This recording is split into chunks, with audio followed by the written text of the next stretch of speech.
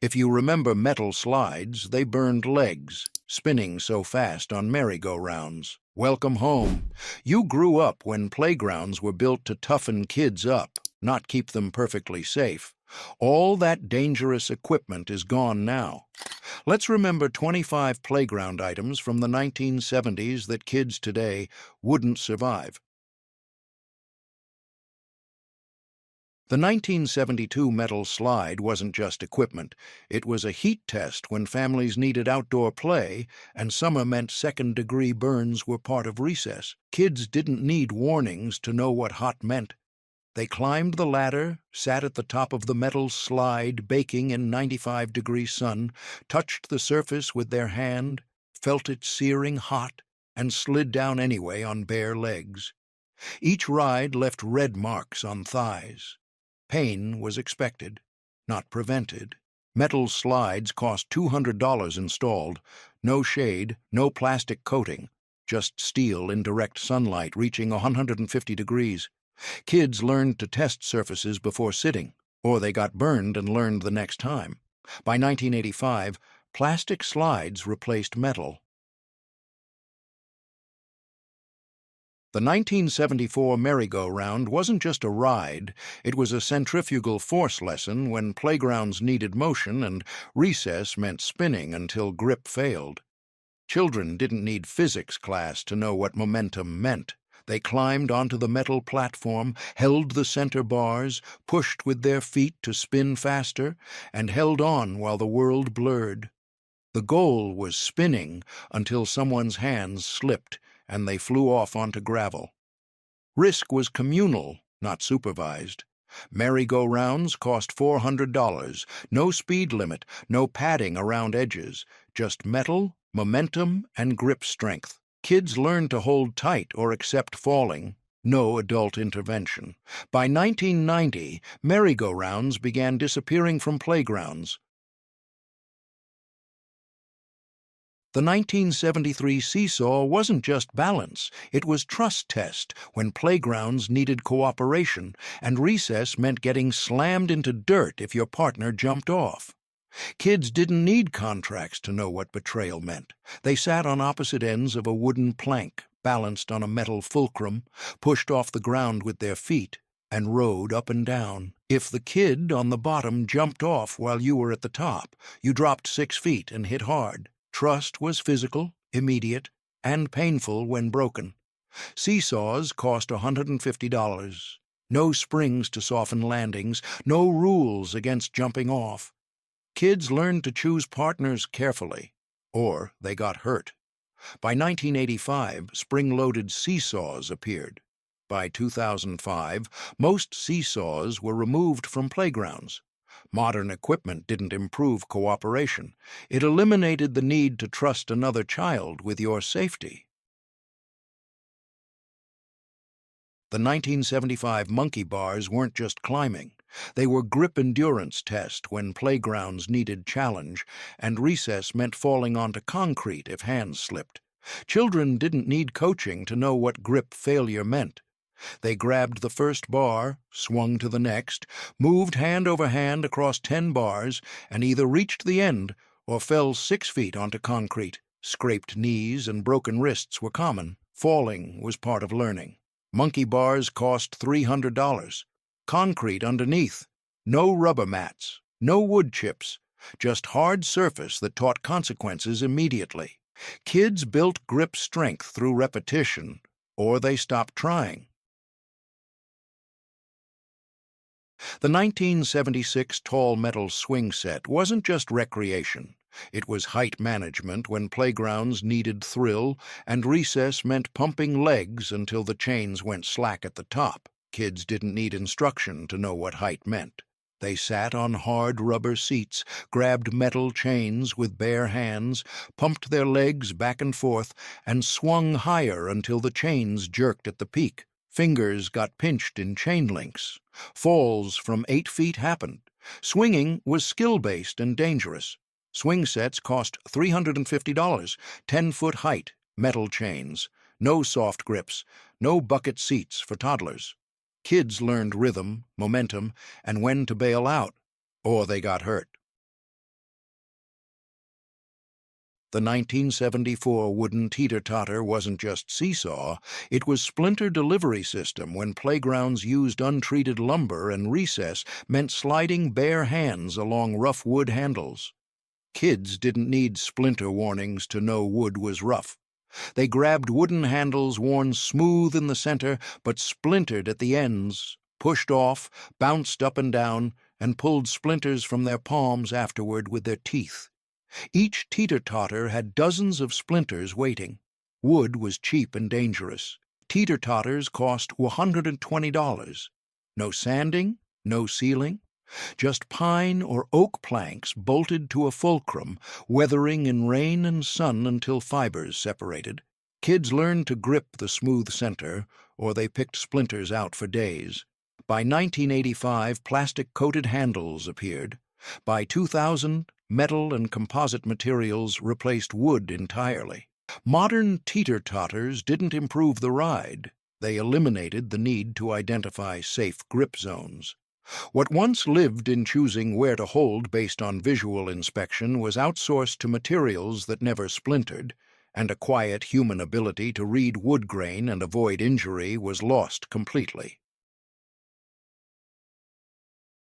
The 1973 giant metal dome climber wasn't just structure, it was three-dimensional puzzle when playgrounds needed climbing, and recess meant navigating interconnected bars 10 feet high with concrete below. Children didn't need roots to know how to climb. They grabbed the bottom bars of a geodesic dome made of welded steel pipes, pulled themselves up, stepped from bar to bar, and climbed to the top where 6 kids could sit. Falls from the top meant broken bones. Climbing was spatial reasoning under risk. Dome climbers cost $800, 10 to 12 feet tall, no safety barriers at the top. Concrete or packed dirt underneath. Kids learned to test each bar for stability, plan 3 moves ahead, and descend carefully, or they fell.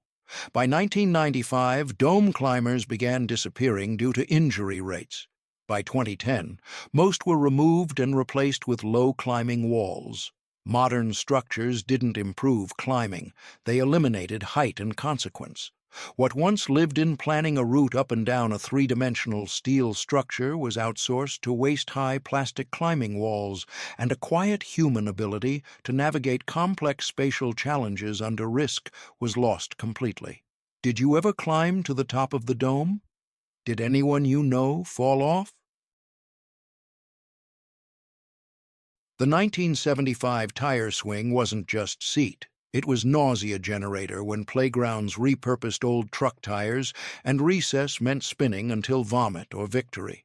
Kids didn't need motion sickness warnings to know what spinning meant. They climbed into a tractor tire hanging horizontally from a single chain, held the rubber edges, and had other kids spin them in circles, 20, 30, 40 rotations, until the chain coiled tight. When released, the tire spun at maximum speed until momentum stopped.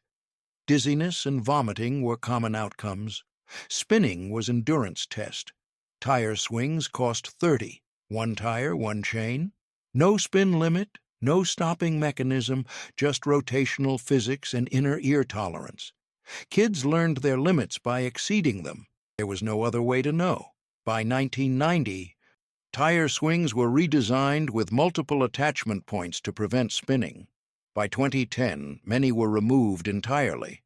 Modern swings didn't improve fun, they eliminated the challenge of tolerating extreme rotation. What once lived in testing how much spinning you could handle before your body quit was outsourced to swings that barely moved, and a quiet human ability to build vestibular tolerance through exposure was lost completely. The 1974 metal rings weren't just equipment, they were upper body strength test when playgrounds needed challenge, and recess meant swinging from ring to ring with nothing but dirt below. Children didn't need gymnastics training to know what grip meant. They jumped to grab the first metal ring hanging from a chain, swung their body forward to grab the second ring with the other hand, and continued across 6 rings suspended 8 feet above the ground. Weak grip meant falling. Successful crossing meant bragging rights. Rings were strength-based and unforgiving. Ring sets cost $250. No progression from easy to hard, no safety nets, just 6 metal rings, equal spacing, and the requirement to hold your body weight while swinging. Kids built grip and shoulder strength through attempts. Or they stopped trying.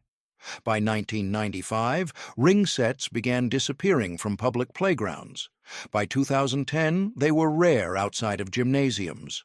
Modern playgrounds didn't improve fitness. They removed equipment that required real strength. What once lived in building upper body power through repeated attempts to cross suspended rings was outsourced to climbing structures that required no dynamic swinging strength, and a quiet human ability to develop functional pulling power through play was lost completely. The 1976 balance beam wasn't just walkway, it was equilibrium test when playgrounds needed simple challenges and recess meant crossing a 4-inch wooden beam 3 feet off packed dirt. Kids didn't need balance training to know what falling meant. They stepped onto a wooden beam, stretched between 2 posts, walked heel to toe across 10 feet of lumber, kept their arms out for balance, and either reached the other side or fell sideways onto hard ground. Twisted ankles and scraped elbows taught caution. Balance was skill developed through consequences. Balance beams cost $80, 3 feet high. No mats underneath. No side rails. Just wood, height, and gravity. Kids learned to move slowly, focus on the beam, and recover balance mid-walk, or they fell and learned what not to do. By 2000, balance beams were lowered to 6 inches off the ground. By 2015, foam padding appeared underneath. Modern beams didn't improve balance training. They removed the consequence that made focus necessary. What once lived in walking a narrow beam while knowing a fall meant pain was outsourced to ground-level plastic beams over soft surfaces, and a quiet human ability to develop real balance under meaningful risk was lost completely. The 1973 tall spiral slide wasn't just descent, it was velocity control test when playgrounds needed height, and recess meant sliding down a 10-foot corkscrew with no side barriers. Kids didn't need speed warnings to know what centrifugal force meant. They climbed a ladder to a platform 10 feet high, sat at the entrance of a metal spiral tube with open sides, pushed off, and accelerated through 2 full rotations. Leaning too far outward meant flying off the edge mid-spiral onto gravel below. Speed was managed through body position. Spiral slides cost $600. No enclosed tube, no rails on the curves, just sheet metal formed into a helix with a 6-inch lip. Kids learned to lean inward on curves, control speed with their hands, and exit at the bottom without tumbling. Or they crashed. By 1985, enclosed tube slides replaced open spirals. By 2005, spiral slides were shortened to 5 feet maximum. Modern slides didn't improve the experience. They eliminated the need to manage speed and balance through curves. What once lived in positioning your body correctly during a high-speed spiral descent was outsourced to enclosed plastic tubes that prevented falling, and a quiet human ability to control momentum through curves was lost completely. The 1975 rope climbing structure wasn't just net, it was friction burn delivery system when playgrounds used natural fiber rope, and recess meant climbing cargo nets with rope that scraped skin raw. Children didn't need glove recommendations to know what rope burn meant. They grabbed thick hemp rope woven into climbing nets or tied into jungle-style bridges, pulled themselves up hand over hand, and felt the rough fibers dig into their palms. Sliding down too fast left red friction burns on hands and inner thighs. Rope was authentic and abrasive. Rope structures cost $400. No synthetic coating, no soft fibers, just twisted hemp that weathered into a rougher texture over time. Kids learned to grip firmly but not slide, to climb steadily without rushing, and to descend carefully, or they wore bandages for days. By 1990, synthetic rope with smooth coatings appeared. By 2005, rope was replaced entirely by plastic-coated cable and chain. Modern climbing structures didn't improve grip training. They removed the friction that taught controlled movement. What once lived in learning to climb rough natural rope without injury was outsourced to materials that never caused rope burn, and a quiet human ability to manage grip pressure and descent speed on abrasive surfaces was lost completely. Did you ever get rope burn from the climbing nets? How long did it take to heal? The 1974 metal fire pole wasn't just slide, it was controlled fall when playgrounds copied firehouses and recess meant dropping 8 feet on a vertical steel pole with nothing but grip strength preventing impact. Schools didn't need firefighter training programs to know kids loved poles. They ordered galvanized steel pipes 3 inches in diameter, sank them in concrete footings, built wooden platforms 8 feet high around the top, and created fire pole descents. Cost: $150 per pole. No grip tape, no spiral grooves, no padding at the base. Just polished steel running straight down to packed dirt or concrete below. The poles were deliberately smooth. Any texture would have slowed descent, defeating the purpose. The steel was polished from thousands of hands sliding down, making it even more slippery over time. Rain made it nearly impossible to grip. Summer sun heated the metal hot enough to burn hands on contact. Winter cold made the steel painful to touch with bare skin. Kids didn't get grip technique instruction. They climbed the ladder to the platform, stood at the edge looking down 8 feet of shiny steel, grabbed the pole with both hands, wrapped their legs around it, and pushed off. Immediate descent. Gravity pulled them down fast. Too loose a grip meant free falling. Hands slipped down the pole without friction, speed increased, and landing at the bottom was a hard impact that knocked the wind out. Too tight, a grip meant friction burns, palms heated from rubbing against steel, inner thighs burned from leg pressure, and kids climbed off wearing skin raw and red. Successful descent required continuous pressure calibration. Grip pressure had to be tight enough to create friction and control speed, but loose enough to avoid burning. Leg pressure around the pole added control, but also added burn risk. The descent took 2 seconds. Adjustment had to be constant and instinctive. Every child experimented with pressure. Some started too loose and hit bottom hard after one attempt. Some gripped too tight and earned friction burns that lasted days. Some found the calibration after a dozen tries. The pole taught through pain. No other feedback mechanism existed. By 1990, fire poles began disappearing from playgrounds as injury data accumulated. By 2000, insurance companies refused to cover playgrounds with fire poles.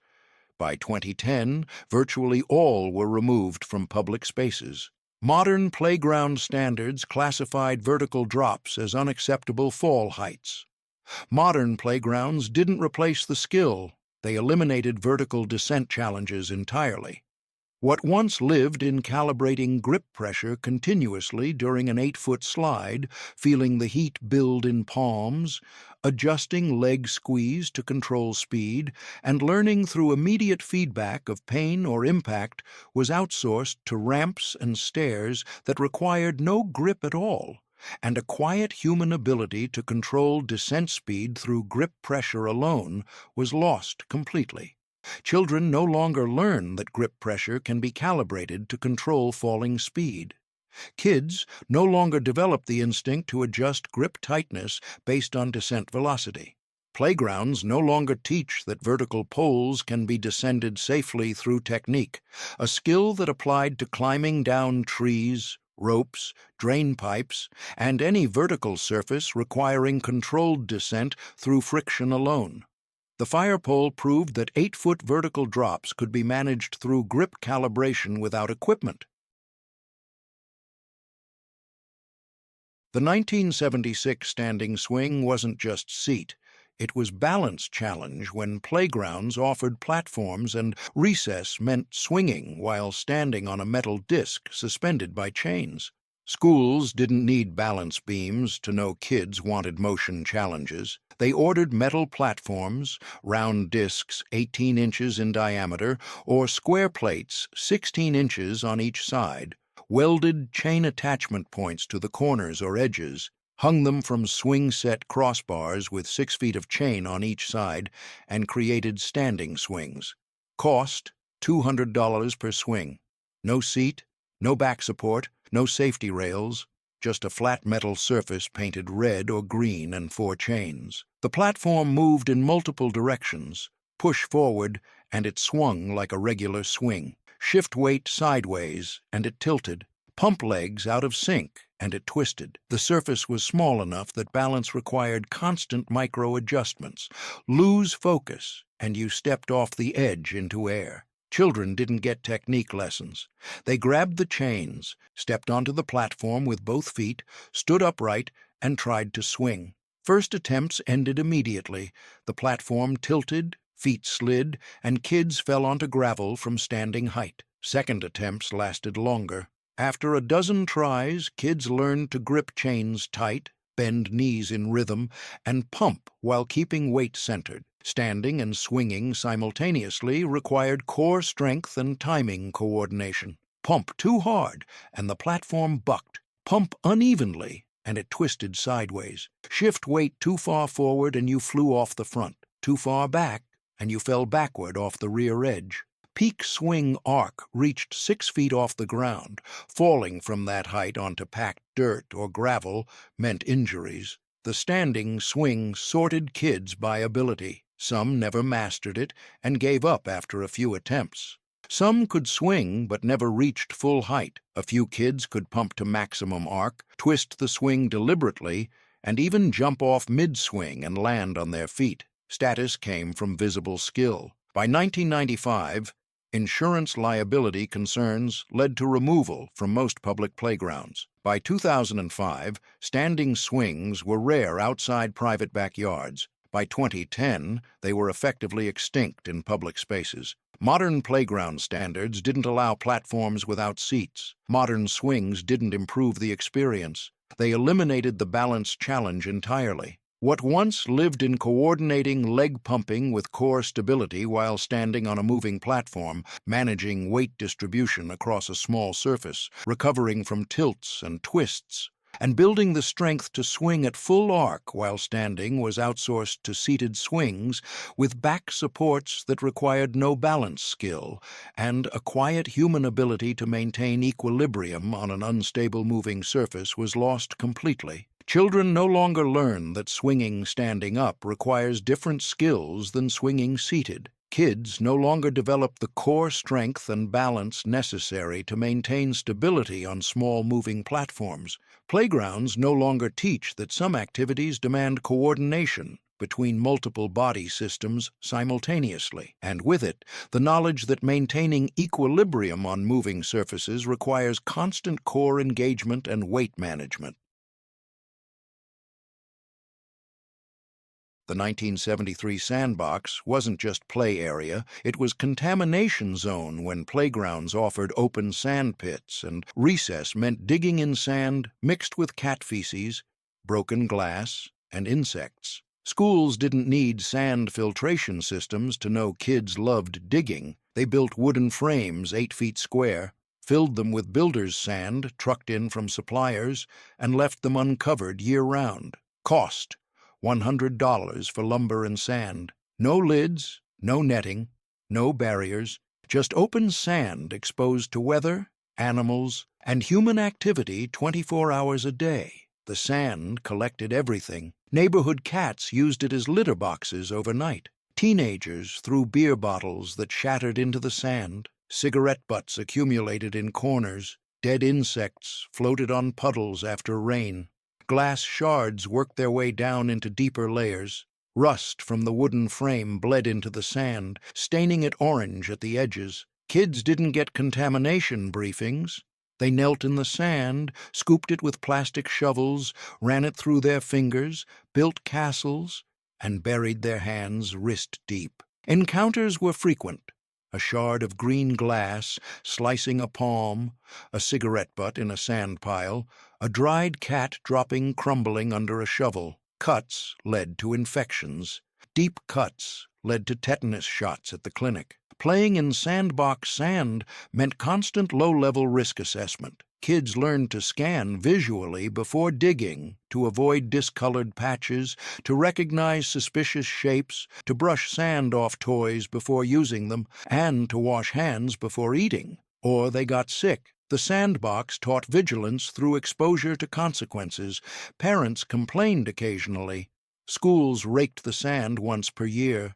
Nothing changed structurally. The sandbox remained open, contaminated, and in use. By 1990, some districts installed wooden lids that custodians closed at night. By 2005, sand was replaced with pea gravel, then rubber mulch. By 2010, many sandboxes disappeared entirely, replaced with poured rubber surfaces. By 2020, remaining sandboxes used sterile play sand, replaced annually. Modern surfaces didn't improve creativity. They eliminated the material that allowed open-ended building while removing the need to assess contamination.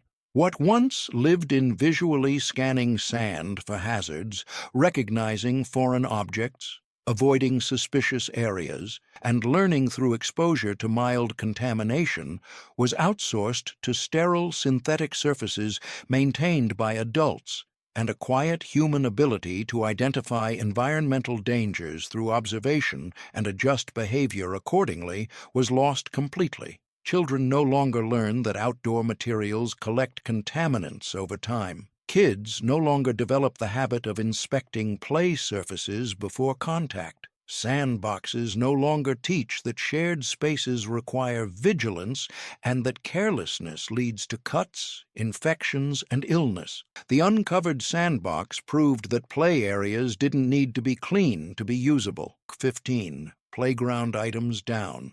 But here's what safety advocates won't admit. Spiral slides weren't just fast. They taught velocity management. Rope structures weren't just rough. They built friction tolerance. Fire poles weren't just dangerous. They trained grip calibration. 10 items remain, and each one proves you've been lied to about what childhood required. Standing swings built core balance. No seated swing replicates. Today, playgrounds eliminate all challenge. The value wasn't in comfort. It was in managing real risk, and they erased it so kids would never develop toughness through consequence. The 1972 giant wooden swing set wasn't just backyard equipment. It was splinter minefield when families built play structures from untreated lumber, and summer meant sliding across rough wooden seats that left dozens of splinters in bare thighs. Fathers didn't need engineering degrees to know how to build swing sets. They bought 4x4 posts, 2x6 crossbeams, and 1x6 seat planks from the lumber yard, dug holes 3 feet deep, set posts in concrete, bolted the crossbeam across the top, and hung seats with rope or chain. Each swing set stood 8 feet tall and cost $150 in materials. No plans, no permits. Just labor and lumber. The seats were flat wooden planks, pine or oak, sanded once during construction but never again. After 6 months in weather, wood fibers separated. After 1 year, every seat had splinters waiting. Kids sat down in shorts and stood up pulling splinters from their legs. Swinging meant accepting splinters. Children learned to check seats before sitting, to brush away loose wood chunks, and to swing anyway, knowing splinters were inevitable. Removal required tweezers, needles, and patience. Deep splinters required parents. Infected splinters required doctors. The wooden seats weren't dangerous enough to stop play, just painful enough to teach inspection. Kids who checked first got fewer splinters. Kids who sat carelessly learned through pain. By 1985, rubber belt seats became affordable and common. Hardware stores sold replacement seats for $12. Families swapped wooden planks for rubber straps. By 2000, metal chain and rubber seats were standard on all new swing sets. By 2015, plastic molded seats with safety chains appeared. Modern seats didn't improve swinging. They eliminated the need to inspect before sitting. What once lived in visually checking a wooden surface for protruding fibers, brushing away debris, and accepting minor injury as part of outdoor play was outsourced to materials that never splintered, and a quiet human ability to assess wood condition and minimize injury through observation was lost completely. Children no longer learn that wood changes texture over time. Families no longer teach that inspection prevents injury. Kids no longer develop the habit of checking surfaces before contact, a skill that translated to avoiding rusty nails, broken glass, and sharp rocks elsewhere. The wooden swing seat proved that outdoor play included minor injury as a teaching tool. It taught children that observation reduces harm, and when rubber seats replaced wood, that proof disappeared, and with it, the knowledge that prevention begins with looking first.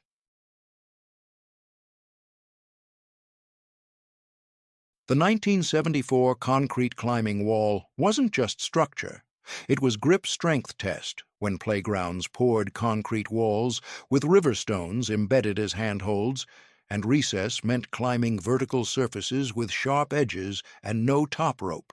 Schools didn't need climbing gyms to know how to build walls. They poured concrete forms 6 to 8 feet tall, pressed smooth river stones into the wet concrete at intervals, and let it cure. Each stone protruded 2 inches, creating handholds and footholds. The wall stood at a 70-degree angle, not quite vertical, but steep enough to require real strength. Cost: $300 in materials. The stones weren't chosen for comfort. They were river rock, smooth on top, sharp on edges, irregular in shape. Some were stable, some wiggled, some had edges that cut fingers. There was no pattern, just random placement. Kids didn't get instruction.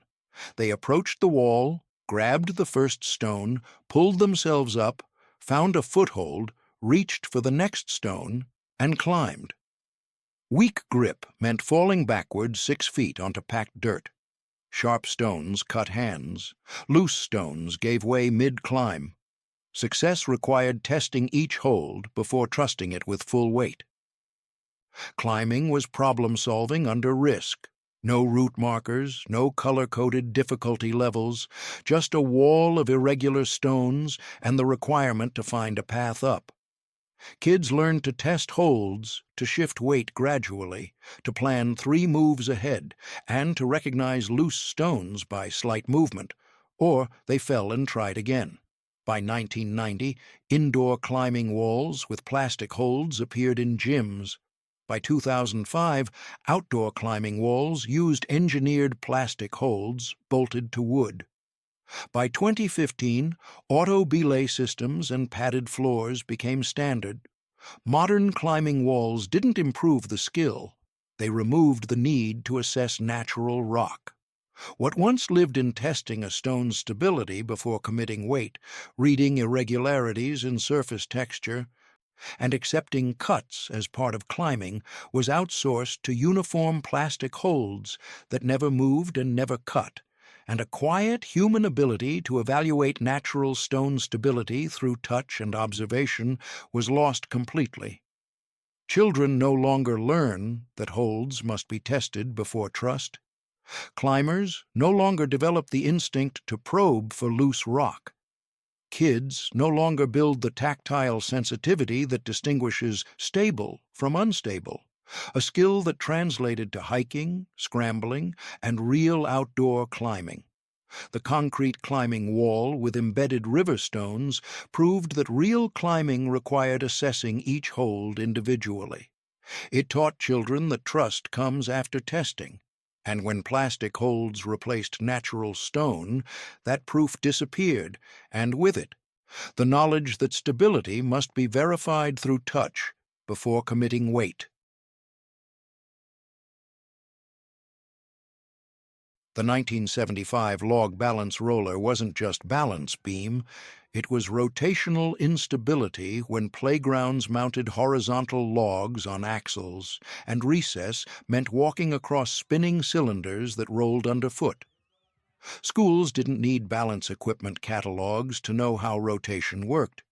They took telephone pole sections 8 feet long and 12 inches in diameter, mounted steel rods through the center, set the rods in concrete-filled pipe supports 2 feet off the ground, and created free-spinning logs. Cost? $200, no brakes, no stopping mechanism, just wood, steel, and physics. The logs rotated freely in both directions. Step on one side and it rolled backward. Lean too far forward and it accelerated. Stop moving and it stopped. But any shift in weight started it spinning again. Kids didn't get demonstrations. They approached the log, stepped onto the curved surface, felt it roll backward immediately, windmilled their arms for balance, and either walked forward fast enough to match the rotation or fell off sideways onto gravel. Success required constant forward motion and continuous balance adjustment. Walking a spinning log was dynamic equilibrium under consequence. Static balance didn't work. The log punished stillness with rotation. Kids learned to move forward continuously, to adjust speed based on log momentum, to recover from unexpected acceleration, and to bail out before losing control completely. Or they fell hard. Every child fell dozens of times before mastering it. Scraped knees and twisted ankles were expected. The kids who succeeded weren't more coordinated at the start. They just fell more times and learned faster. By 1995, log rollers began disappearing from playgrounds. By 2010, they were extinct in public parks. Modern playgrounds didn't replace the challenge, they eliminated rotational balance equipment entirely. Modern balance equipment didn't improve the skill. It removed rotation from the equation. What once lived in matching walking speed to log rotation speed, recovering from sudden acceleration, and maintaining balance on a surface that punished hesitation with movement was outsourced to static beams that never moved, and a quiet human ability to maintain equilibrium on rotating surfaces was lost completely. Children no longer learn that balance on unstable surfaces requires continuous motion. Kids no longer develop the reflexes that compensate for rotational acceleration. Playgrounds no longer teach that stillness on rotating objects means falling, a principle that applies to logs, bicycles, and any unstable platform. The log balance roller proved that real balance meant dynamic adjustment, not static holding. It taught children that movement creates stability on rotating surfaces. And when static beams replaced spinning logs, that proof disappeared, and with it, the knowledge that balance isn't about staying still, it's about moving correctly.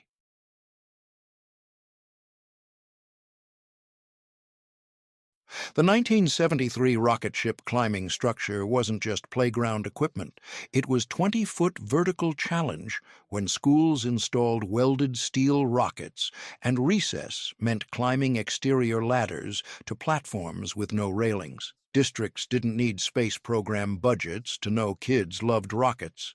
They hired welders to build conical steel structures 20 feet tall, 3 feet in diameter at the base, tapering to a point at the top. Vertical ladder, rungs welded to the outside. Internal platforms every 5 feet.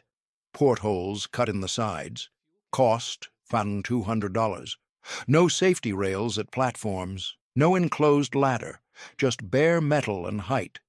The climb was exposed and consequential. Kids grabbed the first rung, pulled themselves up the outside of the rocket, climbed past the first platform at 5 feet, continued to the second platform at 10 feet, and kept going to the top platform at 18 feet if they had the courage. Looking down meant seeing concrete 20 feet below through gaps in the ladder rungs. Climbing required sustained grip and nerve management. No harness, no spotter, no net. Just metal rungs, open air, and the option to climb higher or stop. Wind made the structure sway slightly at the top. Rain made rungs slippery. Kids learned to test each rung, to ignore height fear, to lock grip tight, and to descend carefully, or they didn't climb. The top platform was status. Only the brave kids went there. Teachers couldn't see who was up top from ground level. Teenagers snuck up at night. The rocket became territory, not equipment. By 1990, maximum playground heights were limited to 12 feet by new safety standards. By 2005, most rocket ships were dismantled. By 2015, remaining tall structures had enclosed climbing walls and safety rails. Modern climbing equipment didn't improve the challenge, it eliminated height and exposure. What once lived in climbing an open ladder 20 feet high while managing fear, maintaining grip on bare metal rungs, and earning status through demonstrated courage was outsourced to 12-foot plastic structures with enclosed tunnels, and a quiet human ability to manage height fear through exposure and repetition was lost completely. Children no longer experience real height during play. Kids no longer learn that fear can be managed through focus and technique. Playgrounds no longer offer the option to test courage in measured increments, 5 feet, then 10, then 15, then 20, allowing self-selected challenge progression. The 20-foot rocket ship proved that childhood could include voluntary risk at significant height. It taught children that fear diminishes with repetition and that courage is built through choosing to climb higher. And when 12-foot limits replaced 20-foot structures, that proof disappeared, and with it, the knowledge that managing fear requires facing it at real scale. The 1976 tall enclosed spiral slide wasn't just tube. It was sensory deprivation descent when playgrounds installed 12-foot metal cylinders, and recess meant sliding down enclosed darkness at high speed with no visibility. Schools didn't need expensive plastic to know how to build slides. They ordered pre-formed galvanized steel tubes 18 inches in diameter, welded them into spiral configurations, mounted them on steel frameworks 12 feet high, and bolted the structures to concrete. Cost $900. No windows in the tube, no lighting, no friction strips to slow descent, just smooth metal forming a light-tight corkscrew. The slide was pitch black inside. Kids climbed the ladder, sat at the entrance, saw light disappear after the first curve, and accelerated through total darkness for 4 seconds before shooting out the bottom. No ability to see what was coming, no way to slow down, no sense of how many curves remained. Just speed, darkness, and centrifugal force pressing bodies against curved walls. Sliding in darkness required trust in physics. Kids couldn't see the path. They felt the G-forces as curves pressed them sideways. They heard the metal echo around them. They had no control, only the choice to enter or not. Exit velocity was high enough that kids shot onto gravel and tumbled. The darkness amplified every sensation. Faster felt faster. Curves felt sharper. The exit appeared suddenly as a bright circle that grew rapidly. First-timers screamed. Repeat riders learned to tuck arms and lean into curves. By 1995, plastic tube slides with translucent sections appeared. By 2010, spiral slides included windows and LED lighting. By 2020, most tall spiral slides were replaced with shorter open slides. The 1974 concrete drainage pipe tunnel wasn't just play structure. It was repurposed industrial equipment when schools bought surplus sewer pipes and recess meant crawling through 3-foot diameter concrete tubes with rough interiors. Districts didn't need custom tunnels to know kids loved crawling spaces. They contacted construction companies, bought reject drainage pipes 8 feet long and 3 feet in diameter, buried them halfway in the ground at angles, and created tunnel networks. Cost $50 per pipe.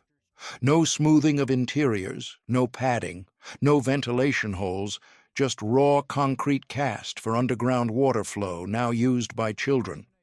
The pipes were industrial-grade rough. Interior surfaces had casting seams that scraped skin. Edges at entry and exit points were sharp concrete with exposed aggregate. Crawling through meant accepting discomfort. The pipes were too short to stand in, too narrow to turn around easily. Forward was the only option once inside. Kids learned to commit before entering, to crawl steadily without stopping, to manage darkness and enclosed space, and to ignore scrapes, or they avoided the tunnels entirely. The 1975 Flying Fox wasn't just ride, it was grip endurance test when playgrounds strung steel cables between posts and recess meant hanging from a handlebar while sliding 50 feet with nothing but hand strength preventing falls. Schools didn't need amusement park equipment to know kids loved speed. They sank 2 telephone poles 20 feet apart, strung a steel cable at a 10-degree downward angle from 12 feet to 8 feet high, welded a T-shaped handlebar to a pulley, and created a zip line. Cost $300. No seat, no harness, no safety cable, just a handlebar and gravity. The ride required continuous grip. Kids grabbed the handlebar with both hands, lifted their feet off the platform, and accelerated down the cable. Gravity pulled them forward at increasing speed. Arms stretched as body weight hung. Weak grip meant letting go and falling 8 feet onto gravel mid-ride. Strong grip meant holding on until the end bumper stopped them with a jarring impact. Success was binary, hold on or fall, no middle option. Smaller kids couldn't reach the handlebar without a boost. Heavier kids fell more often because their weight overwhelmed their grip. Every rider's arms burned by the end. Some kids made it across. Some fell halfway. The Flying Fox sorted kids by strength. Teachers watched but didn't assist. No one caught falling children. Grip failure meant immediate consequence. Kids learned their limits through falling, not through testing in safe conditions, but through real attempts at real height. By 1995, seated zip lines with harnesses appeared.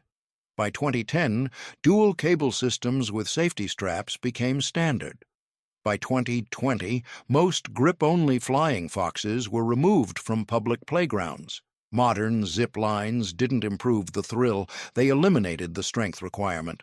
What once lived in gripping a handlebar with full body weight hanging, feeling arms weaken, deciding whether to hold on or let go, and accepting fall consequences was outsourced to seated harnesses that required no grip strength, and a quiet human ability to assess grip endurance under real load was lost completely. Children no longer test their grip strength under meaningful consequence. Kids no longer learn the exact moment when muscle failure occurs.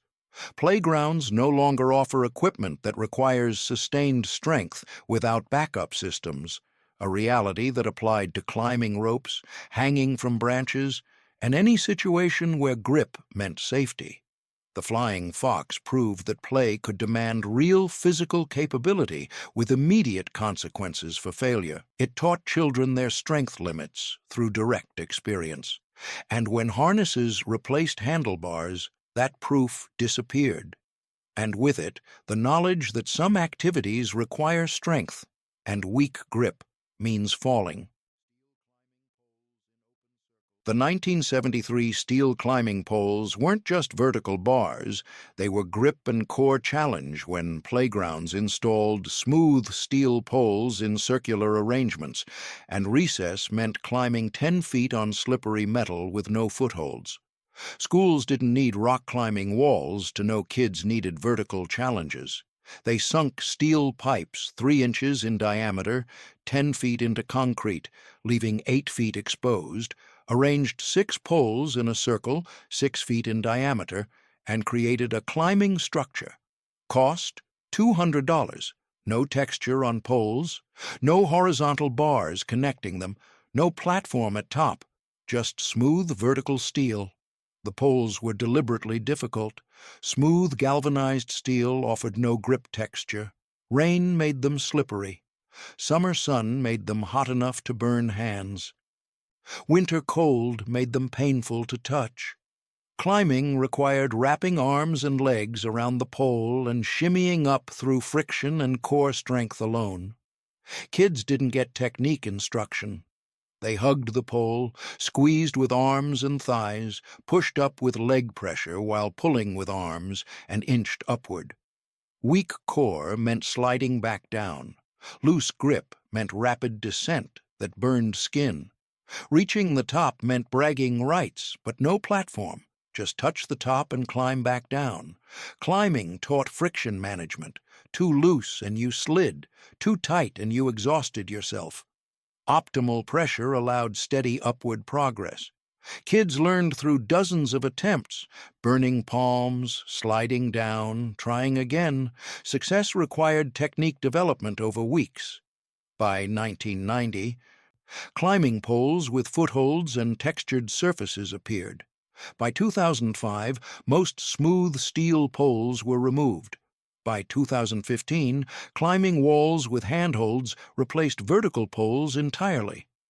Modern climbing equipment didn't improve the challenge.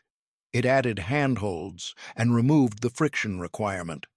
What once lived in learning to climb smooth vertical steel through core strength and controlled pressure, managing slippery surfaces, and developing technique through repeated failure was outsourced to textured poles with footholds, and a quiet human ability to climb featureless vertical surfaces through friction alone was lost completely. Children no longer learn that smooth surfaces can be climbed through pressure and technique.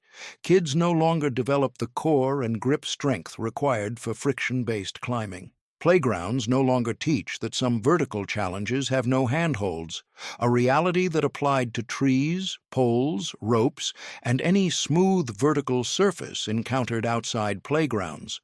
The smooth steel climbing pole proved that ascending vertical surfaces didn't require handholds, only sufficient strength and technique. It taught children that friction could be controlled through pressure adjustment. And when textured poles with footholds replaced smooth steel, that proof disappeared, and with it, the knowledge that vertical surfaces can be climbed through grip and core strength alone. The 1972 wooden fort wasn't just structure, it was deteriorating hazard when schools built play platforms from untreated lumber, and recess meant climbing on wood rotting from weather with rusty nails protruding. Districts didn't need pressure-treated lumber to know how to build forts. They bought cheap pine 2x4s and 4x4s, nailed together platforms 6 feet high with ladder access and wall sections, and left the structures outside year-round. Cost $400. No treatment, no sealing, no maintenance, just raw lumber exposed to rain, sun, and time. The wood rotted predictably. After 1 year, corners softened. After 2 years, boards sagged. After 3 years, nails backed out as wood shrank. After 5 years, platforms had soft spots that broke under weight, ladder rungs that snapped, and nails sticking out at odd angles waiting to puncture skin or rip clothing. Kids didn't get structural inspections. They climbed the ladder, stepped onto the platform, walked across boards that flexed and creaked, and either made it across or fell through rotted sections. Protruding nails caught clothing, scratched arms and punctured legs. Splinters were everywhere. Tetanus shots followed deep punctures. Playing on rotting structures meant constant assessment. Kids learned to test boards before trusting weight, to watch for nail heads, to identify soft wood by color and texture, and to avoid obviously dangerous sections. Or they got hurt. The fort taught real-world wood assessment under consequence. By 1985, pressure-treated lumber became standard for playgrounds.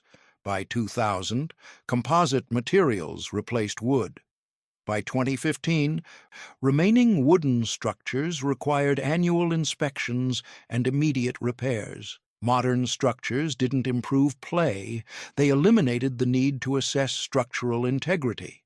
What once lived in visually evaluating wood condition, testing boards before stepping, identifying rot by appearance, and navigating hazards through observation, was outsourced to materials that didn't rot and maintenance schedules that removed hazards, and a quiet human ability to assess wood safety through visual inspection was lost completely.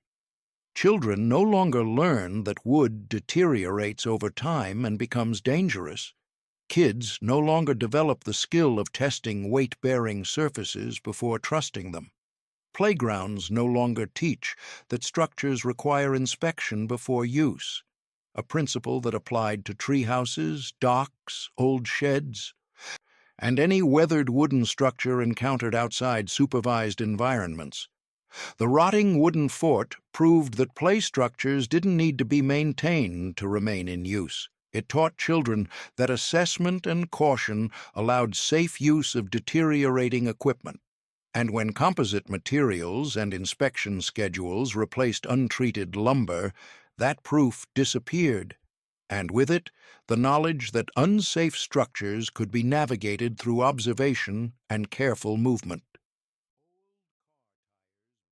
The 1976 buried tire obstacle course wasn't just climbing challenge, it was steel-belted hazard when playgrounds buried old car tires vertically, and recess meant jumping from tire to tire with exposed steel belts, cutting feet. Schools didn't need rubber playground tiles to know kids needed obstacles. They contacted tire shops, collected worn-out car and truck tires for free, dug trenches, buried tires halfway in the ground in zigzag patterns, and created obstacle courses. Cost: $0 for tires, $50 for labor, no inspection for steel belt exposure, no caps on sharp edges, no removal of interior wires, just used tires half buried in dirt. The tires were industrial waste repurposed. Worn tread exposed steel belts underneath. Sidewalls cracked from sun exposure, revealing more steel wires. Interior beads had sharp metal edges.